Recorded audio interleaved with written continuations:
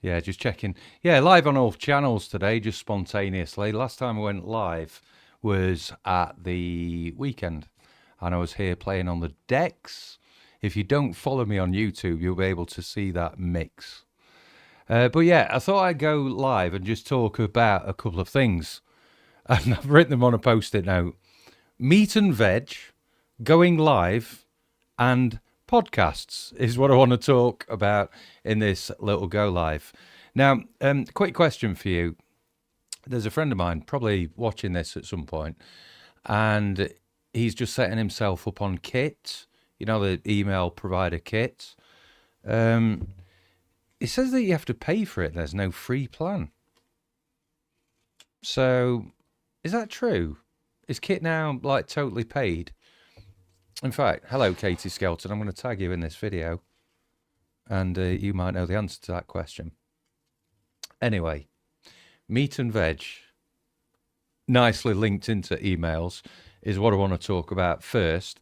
Then I'm going to talk a bit about going live, because I get lots of questions about that. And then I want to talk briefly about podcasts. So I'm going to get Kit up. Talking of Kit, I'm going to get it up on the screen here because this morning I used it to send an email. And I want to read it to you now. This is, I personally found it quite entertaining. I've had some great feedback on it. But it's a very storytelling email that I've tried to make quite humorous. And I think that's on the back of me starting a comedy program 2 weeks ago. It happens every Monday. And last night was workshop 2. So just everything looks funny at the minute, and it's really impacted on my writing, my conversation, just life in general in a good way. I'm getting messages on WhatsApp. Lewis, calm down, mate. I am live. Anyway, let me read this for you.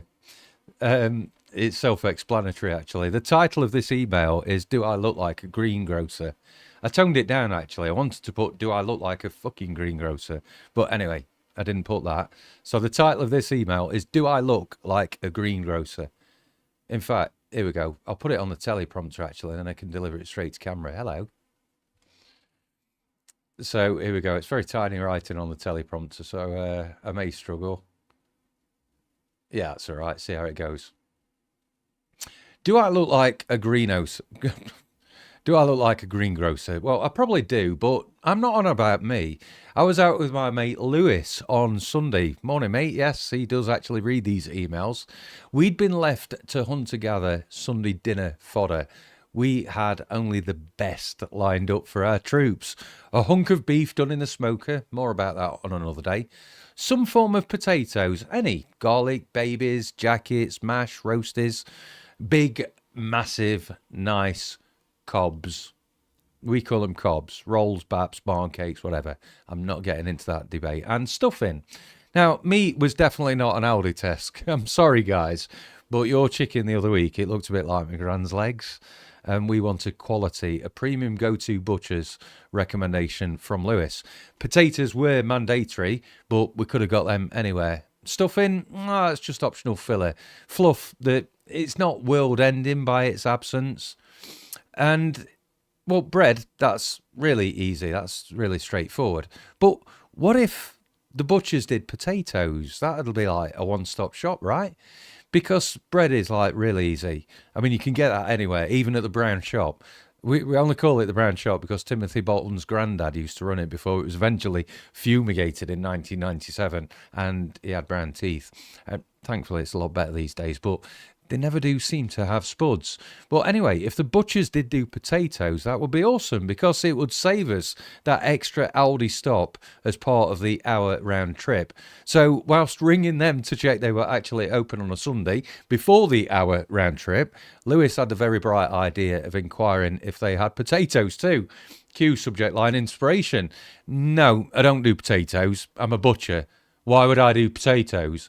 I mean, yeah, proper grumpy. I mean, he went a bit further than that, to be honest. And, you know, like, just miserable. And, you know, coming from me in a flat cap, that's pretty rich. The mortified look on Lewis's face, it suggested that he probably didn't want to risk the territory of explaining why from time to time butchers do sell vegetables, eggs, butter, marinades, and even fucking honey. Please tell me I've not made this up, right? But I did want to enter that territory of what I thought would be friendly fire. And I couldn't resist asking the question again when we later actually arrived at the shop. Now, I'll let you into a little secret. I had to wind it up a little bit, especially because I'm on the hunt for comedy material. I started that comedy course a couple of weeks ago, and yeah, I'm on the hunt. Anyway, long story short, loads of material, and I've also concluded he does not sell potatoes.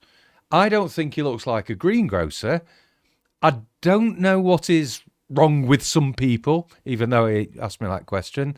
And I totally agree, mate. You would not go into a greengrocer and ask them for steak. The meat was lovely. And ironically, the bread rolls and cakes that he also sold us were perfect. And no, I don't think he looks like a fucking baker either. But yeah, we got meat and cakes and bread. Anyway, nice bread though, mate. Now, here's the business relevance to that. I say, if your customer wants meat and veg, sell the meat and the veg. My meat is learning and technology. I help coaches and consultants get the right tech in place for one-to-one and group coaching, proper communities, profitable memberships, built fast, live in weeks. That is the meat that I have on offer. But that's not good enough on its own. You need the veg and quite honestly, the stuffing and the gravy to go with it as well. Because tech alone isn't going to sell. You also need words. You need landing pages. You need emails, course content that converts. And that, my friends, is the vegetables. So, question for you. Do I look like a copywriter? Probably not. But my clients don't want to buy their meat from one place and their veg from another. So, the way I get around that is I partner with a copywriter who works directly with me on client projects. That means the system is built, the copy is written, and it's all ready to go. And that's all of your meat and veg included in one package. So if you're hungry and you want to get your learning platform, your tech, your copy sorted properly so that you can hit your profit goals quicker, you need to book a slot with me at HelpWithDigital.com. Your table is reserved, sir, madam. Help yourself. Okay, so that is my meat and veg story. And thank you so much, Katie Skelton, for all of your inspiration in helping me to write emails. I've never done a live read of one of my emails, and I quite enjoyed that. I might do it again soon. Anyway, let me tell you what I've got up my post-it notes on the subject of going live. You probably noticed I'm doing a lot of go lives recently, and there's a couple of reasons for doing this. Number one, I'm very lazy, and it's very quick for me to be able to just go live. It's actually quicker for me to go live than it is to write an email, quite frankly. Sometimes I use videos to inspire my email. But yeah, it's definitely, especially with all the tech that I've got in front of me and all the buttons and the switches and things, it's really easy for me to go live these days. And currently I'm live on Facebook. Hello, YouTube. Hello, YouTube. If you're on YouTube, please leave me a comment. I have special giveaways for people exclusively that comment on YouTube. And if I see your comment, I will reply to it. And I have gifts coming your way. Why am I favouring YouTube? Because that is a strong area of focus for me. These go lives on YouTube work really well. LinkedIn, okay. Facebook, boo. In fact, Facebook, delete your go lives, right? There's a shelf life to how long they'll keep them up there for, so it's not great. Whereas YouTube, the knights in shining armour, these videos stay there forever once they've gone live, and they also appear on Google as well. So if you're building your business and you're not using YouTube, you probably need to be talking to me anyway. Loads of ideas I can put your way. But the reason I mentioned go live is a question that comes up quite a lot. How do I go live? What equipment do I need? How do I get myself set up like you are? Blah, blah, blah, blah, blah. Now, first thing to say is I've done my digital work for decades. So I've built up a lot of experience. I'm very competent in a lot of fields, in video production. I've worked with big organizations doing this sort of stuff. So just understand that you're looking at decades worth of learning and investment as well. You don't need to reach that level from the offset. I mean, if you want to, then you can do, and I can help people do that sort of thing. I do that very often on a one-to-one basis. But, if you're just starting out, you don't want to kind of aim for the top of the mountain. You want to work step by step. And in the coaching programs that I do, one-to-one and within my group programs, I help a lot of people out with live streaming and helping them to get established on YouTube. I'm not a YouTube expert, by the way. I work with YouTube experts. I have YouTube experts within my team that help me do all sorts of things around managing YouTube, editing content, getting it out there, doing the SEO optimization, researching topics, so many different things. So if you work with me and my team, that's the type of thing that you get access to. So loads to talk about around going live. If you're interested, there's a couple of platforms I'm using. I've got a tech tutorial actually on YouTube that focuses on a platform called OBS Studio. It's my most popular tutorial on there. If you're watching me on YouTube, then please do have a look at my channel to find that. If you're watching me elsewhere, then go and search on YouTube. I am / at HelpWithDigital, or search for AD House and you'll find me there. Andy House, that probably gets you different results. I don't know, I've never tried it. Anyway, but lots to talk about around going live, and OBS Studio is one of my go-to choices. Big shout out to the team at OneStream.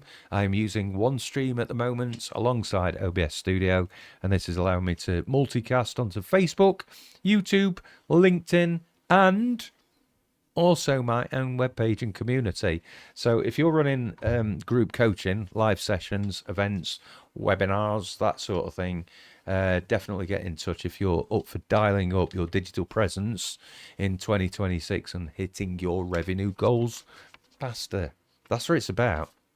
It's not about the tech. It's about giving your clients a decent experience so their raving fans get great results faster and get talking about you and what you do to refer you more clients. Happy days. And then we can go on holiday and enjoy some sunshine. Or snow, if that's your type of holiday.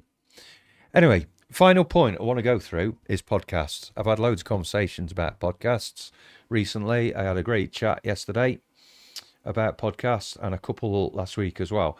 Now, if you are following me and you're in the HR or learning and development space, then consider getting in touch with me, because I am working on some podcast things within the HR and L&D space particularly, and I'm looking for one person / team to work with in that field on podcasting. I'm just looking for a bit of a chat I came up with earlier. There we go. I've been doing some analysis using a tool I've got on podcasts. So out of all the conversations I've had about podcasts, what I have done is I have looked at the transcripts, I've looked at my scribbly notes, I've looked at discussion boards. Discussion boards, it sounds very old, dated. And I've looked at notice boards in offices. I've just looked at as much information as I can get to find out what some of the questions and pain points around podcasts are. And I want to read through some of the things, some of the YouTube video ideas that have come on the back of my real conversations. Sorry, I'm singing to music that's in my ear that you can't hear. I've turned it off so I don't get any copyright strikes.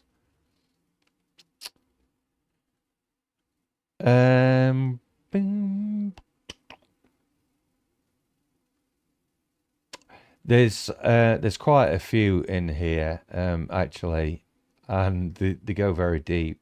Now, I think the first thing to say about a podcast, from a HR and learning and development perspective, when you are a supplier, it can sometimes be unclear as to whether it's a marketing activity or an operational delivery activity. Now, the best thing I can do is to give you my own experience and the experience of my experienced mentors. So when it comes to marketing, there is a need, obviously, to attract people to your personality as well as your products, because there are other solutions out there to the problems your target audience have than just working with you. One of those is they can do nothing. You've probably got some competitors that they can go and work with. There's some things that they can do themselves, right? So there's all sorts of different things that people can do rather than work with you. So making yourself and your personality stand out is really important, because when it comes down to it, you know, the solutions that are out there can be kind of the same, you know, maybe slight variances here and there. I mean, if you work with me, obviously I'm fucking brilliant. I give you the best digital experience and the best client collaboration ever. But, you know, but in essence, it can feel like much of a much and we're all the same. It's our personality that helps us stand out, right? And people usually get on a call with me and go, "Oh, Adi, I feel like I know you already." And that's because they've seen me online. They've followed me for a while. They know that I don't talk bullshit. They know that I'm a trusted digital guy, that I've got that experience and can help business owners scale from whatever six-figure level they're at upwards. Or, you know, if people are just starting out with an online course and community creation, there's loads that I can bring along to the party in that. So by the time people get onto a call with me, they feel like they know a lot about me. They know what types of people I work with. They've evaluated whether they fit in with that. So it's a good thing to do, to have that presence on the internet, really. Now, so there's that awareness attraction piece, but beyond that, that's not enough really to get people actually onto a call, because people want to see a little bit of a understanding really of how I'm going to get those results. So it's all right me sat here going, I can make people six figures online, right?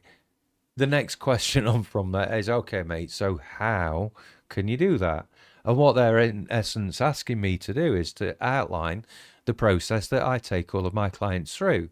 I work with them, we plan, I get to understand their business, we have conversations, we have discussions. I really get to understand what it is they're trying to achieve.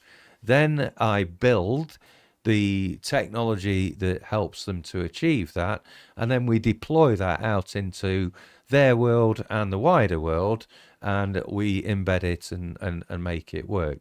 So take, for example, if you're creating a landing page because you're some sort of tradesperson, yeah, I will work with you. We will talk. We will sit and discuss. It won't be, you know, it won't be written. We'll do that, you know, as humans, actually talking to each other. I'll understand your business. I'll get to understand your target market, the types of things that you want to sell, the price points, who you're selling to, and that sort of stuff. I'll take that away then, and I'll write you the best landing page using my meat and veg approach, and also create the design for that and the technical framework that makes that landing page live and breathe. So all of that is the process that I take people through. So marketing is about awareness. Let's attract people to us and the product. But then it's then, what process do we take people through? What's it like to work? And then the cherry on the cake, so to speak, is the client proof. So when you've actually got results that you have got for people, you can put that in front of your potential audience, and that is also the thing that they need before they buy as well. Prove that to yourself. When you go to a restaurant, who is it you ask for recommendations? When you're choosing a hotel, where might you look for those recommendations? And I doubt it's necessarily the glossy brochure that's given to you from the company. It's probably going to be your friend's recommendations, right? So those three levels are how we engage people. Now, interestingly, we do that in the learning space as much as we do the marketing space. So actually these two activities, is it marketing or is it operations? Is it learning and development, or is it kind of a, you know, a social media piece? Who does that sit with? These debates are quite real because actually the activity is the same. Learning is about engaging humans and inspiring them to take action, changing behavior, right? What's marketing? Inspiring humans, get them to take action, maybe change their behavior, thoughts. So this is why it's very relevant. So those are the three levels, and often, these are talked about as top, middle, bottom level funnel, if you want to use that terminology. That's it. So going back to the topic of podcasts are a great way of showing off how you work. Because they're a good opportunity for you to share knowledge, and your knowledge is a key ingredient to the work that you do. So if you're, showing off knowledge, then from a marketing perspective, that's a good thing to do. But then if you're sharing knowledge, that's a good learning activity as well. So you can see not only the process, but the content within the podcast also makes it a bit confusing as to who should own it. Is it a marketing job? Who should pay for it? These sorts of debates actually happen. Now, the other thing to say about podcasts is, from a marketing perspective, we spoke about that. It's a great way of attracting people. It's good top level stuff. It attracts people into kind of the product and the personality. Good middle level, how you work. And also you can talk about results that you get as well, either by wheeling in client guests or by talking about success stories, even if that's anonymously. So how does a podcast impact on sales? If you're in a position where you're not hitting targets, then sales is obviously important to you. So let's spend a moment thinking about how a podcast influences sales for you. Now, the way I sell in my business, if you go to HelpWithDigital.com, there's loads of free resources there. HelpWithDigital.com/free is dedicated to free resources. You pop your email address in there, the world to your oyster. This live stream and these education sessions I do are often streamed within my communities and things like that. So that's all good. But if you go to helpwithdigital.com, you'll very quickly get to realize that the way to buy from me is to book a call with me. And, it doesn't matter kind of what work we're looking at. You're going to get a load of value from that call anyway. All of the people, I've had testimonies on the back of discovery calls, quite honestly, because they're that valuable. So, if you want one of those, go to helpwithdigital.com, especially if you're scaling business owner, 6-figure earner, you're looking to move up, your technology feels a bit all over the place at the minute. You know that you're going to scale problems, not too sure what to do. You want it quick, fix, sorted. Things up and running within a couple of weeks, not dragging on for months, then definitely helpwithdigital.com. Click on the button, book a meeting with me. I've got space available to talk about projects kicking off in March this year. So if you want your stuff online in the first half of this year, now is the time to get booked in. And if you've got any questions, please do drop me a message or leave me a comment on this. So that's my preferred sales process, is to talk to people. Right, because there's no good hiding behind web page design or let's talk logos up or let's kind of. You actually need conversations. If your business, regardless of what size you are, if you are short of sales, you need fucking conversations to get sales in. If I went to my mentors and said, I'm a little bit down. In fact, it's happened this week. Just a little bit short of my January target. Right, you need some conversations then. What have you been doing? I've been doing this webpage. I've been, tidying up this client, onboarding it. It's like, no, mate. Sorting out my logo. No, mate. You need to be speaking to people. Get out there, get talking to people. Nobody's going to remember your logo. They're going to remember the work that you did. And this is what my mentors say. So it doesn't matter what size business you are in, whether you're a massive corporate organization, of which I've worked within, or you're a small business owner. If you're short of sales, you need sales. And the best way of doing that is talking to people. You get them on a podcast, mate, right? That's a whole 60 minutes or 45 minutes or half an hour of time that they get to engage with you. More time than an email. Actually, it's going to be more time with this video because I've about done now. But it's the next best thing to having people in the room. They can hear you, they can hear your topic of conversation, they get to understand your subject matter expertise, they recognize that you're the people to work with, you've got good personality because they can hear you and see you. So yeah, I get why it's confused as a marketing activity, because it's great as lead gen. It's really good. And just one last thing to finish on. It's 2026, right? Honestly, for years I've queried whether I should get onto YouTube and whether I should push it hard. I'm now a YouTube partner, and I've done that within 3 months. YouTube is Google, so your potential customers are out there asking Google questions, and they will be landing on written and video content, and the video content is likely to be fed to them from YouTube.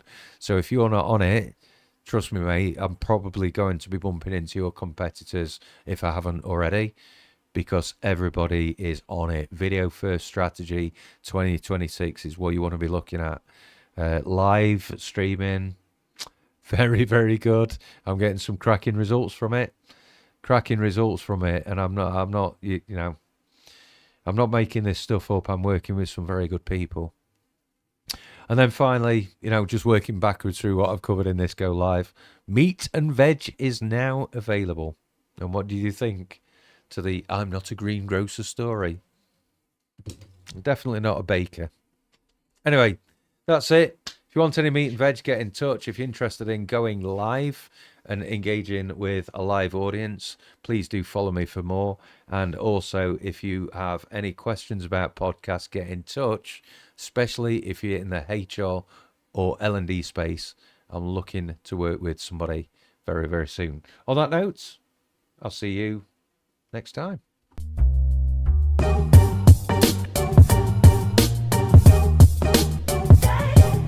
Are you a business owner with your head in your hands, stressed out trying to keep up with technology's demands? Whether you're part of a team or a one-person band, where on earth are you focused to deliver your plans? Are you nervous to progress with all the options out there? Well, let me introduce you to a breath of fresh air, a way for you to reach your organizational dreams. Teach yourself some digital skills and all that it means. Come up with some schemes, but don't assume it will be easy to create content and manage communities. So how do you scale? How do you multiply yourself? How do you create an offer that people can buy off the shelf? Make some serious money that might lead to some wealth. Introducing AD House, there's really no one else. Technology's moving fast, so don't get left behind. Click the link below and join AD's digital tribe.